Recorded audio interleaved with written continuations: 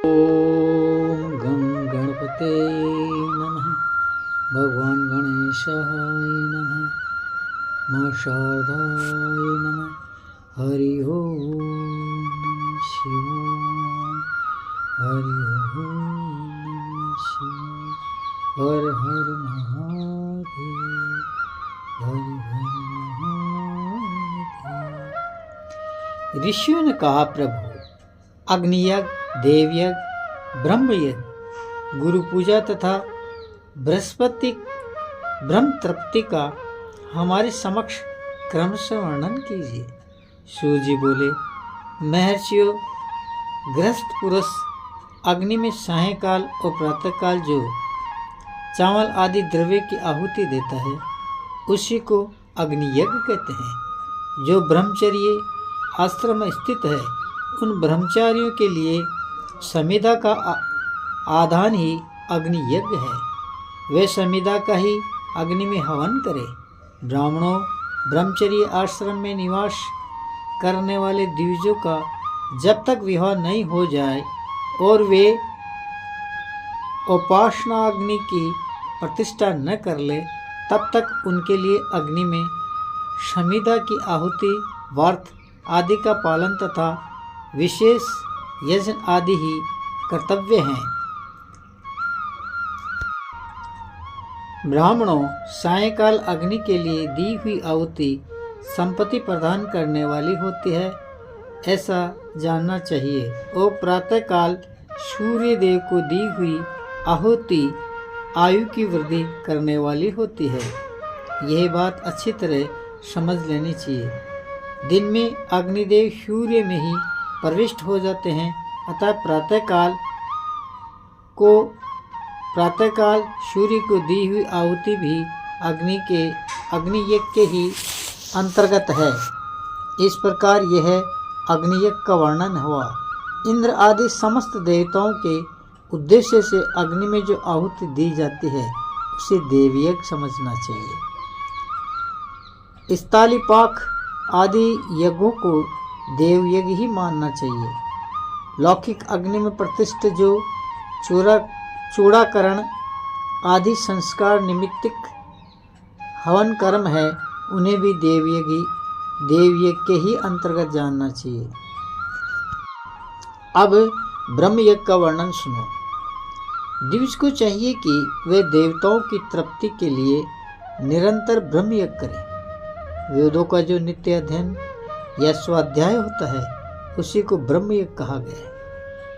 प्रातः नित्य क्रम के अनंतर सायंकाल तक ब्रह्मयज्ञ किया जा सकता है। इसके बाद रात में इसका विधान नहीं है। अग्नि के बिना देवयज्ञ कैसे संपन्न होता है इसे तुम लोग श्रद्धा और आदरपूर्वक सुनो। सृष्टि के आरंभ में सर्वज्ञ, दयालु और सर्वसमर्थ महादेव जी ने समस्त लोकों के उपकार के लिए वारों की कल्पना की। वे भगवान शिव संसार रूपी रोग को दूर करने के लिए वैद्य हैं। उसके ज्ञाता तथा समस्त औषधों के भी औषध हैं। उन भगवान ने पहले अपने वार की कल्पना की जो आरोग्य प्रदान करने वाला है। तत्पश्चात अपनी माया शक्ति का वार बनाया जो संपत्ति प्रदान करने वाला है। जन्म काल में दुर्गतिग्रस्त बालक की रक्षा के लिए उन्होंने कुमार के वार की कल्पना की। इस प्रकार सर्वसमर्थ महादेव जी ने आलस्य और पाप की निवृत्ति तथा समस्त लोकों का हित करने की इच्छा से लोक रक्षक भगवान विष्णु का वार बनाया। इसके बाद सबके स्वामी भगवान शिव ने पुष्टि और रक्षा के लिए आयुकर्ता त्रिलोक सृष्टा परमेश्वरी ब्रह्मा का आयुष्कारक वार बनाया जिसमें संपूर्ण जगत के आयुष्कों की सिद्धि हो सके। लोकों की वृद्धि के लिए पहले पुण्य पाप की रचना हो जाने पर उनके करने वाले लोगों को शुभाशुभ फल देने के लिए भगवान शिव ने इंद्र और यम के वारों का निर्माण किया। ये दोनों वार क्रमशः भोग देने वाले तथा लोगों के मृत्यु भय को दूर करने वाले हैं।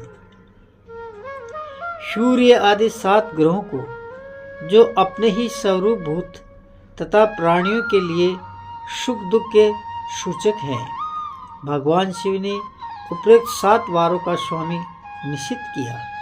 ये सब के सब ग्रह नक्षत्रों के ज्योतिर्मय मंडल में प्रतिष्ठित है। शिव का वार यह दिन के स्वामी सूर्य हैं, शक्ति संबंधी वार के स्वामी सोम हैं, कुमार संबंधी दिन के अधिपति मंगल हैं, विष्णु वार के स्वामी बुध हैं, ब्रह्मा जी के वार के अधिपति बृहस्पति जी हैं, इंद्र वार के स्वामी शुक्र और यम वार के स्वामी शनिश्चर हैं। अपने अपने वार में की हुई उन देवताओं की पूजा उनके अपने अपने फलों को देने वाली होती है।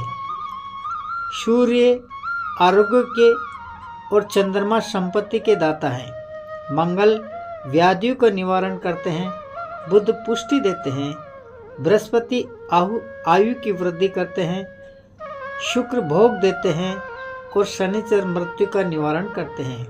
ये 7 वारों के कर्म से फल बताए गए हैं, जो उन देवताओं की प्रीति से प्राप्त होते हैं। अन्य देवताओं की भी पूजा का फल देने वाले भगवान शिव ही है। देवताओं की प्रसन्नता के लिए पूजा की 5 प्रकार की पद्धति बनाई गई है। उन देवताओं के मंत्रोच्चार का जप यह पहला प्रकार है, उनके लिए होम करना दूसरा, दान करना तीसरा, तप करना चौथा, किसी वेदी पर प्रतिमा में, अग्नि में अथवा ब्राह्मण के शरीर में आराध्य देवताओं की भावना करके 16 उपचारों से उनकी पूजा या आराधना करना, ये 5वां प्रकार है। दोनों नेत्रों तथा मस्तक के रोग में और कुष्ठ रोग की शांति के लिए भगवान सूर्य की पूजा करके ब्राह्मणों को भोजन कराएं। तदंतर 1 दिन, 1 मास, 1 वर्ष अथवा 3 वर्ष लगातार ऐसा साधन करना चाहिए। इससे यदि प्रबल प्रारब्ध निर्माण हो जाए तो रोग एवं जरा आदि रोगों का नाश हो जाता है। इष्ट देव के नाम मंत्रों का जप आदि साधन वार आदि के अनुसार फल देते हैं।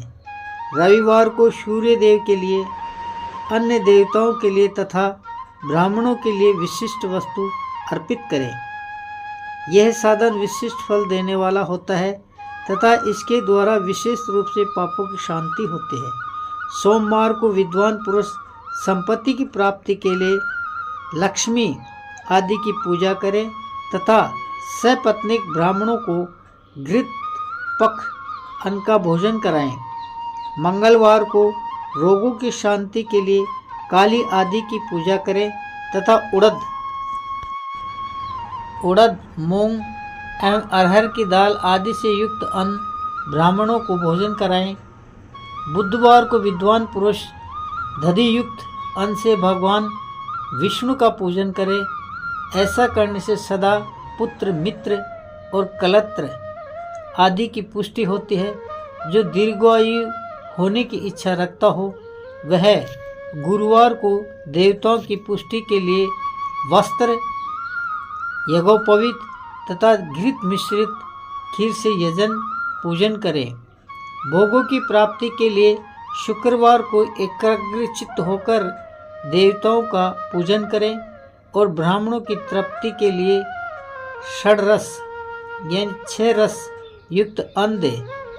इसी प्रकार स्त्रियों की प्रसन्नता के लिए सुंदर वस्त्र आदि का विधान करें। शनिचर अपमृत्यु का निवारण करने वाला है। उस दिन बुद्धिमान पुरुष रुद्र आदि की पूजा करे।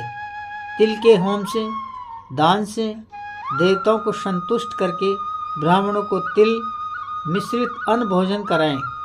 जो इस प्रकार देवताओं की पूजा करेगा वह आरोग्य आदि फल का भागी होगा।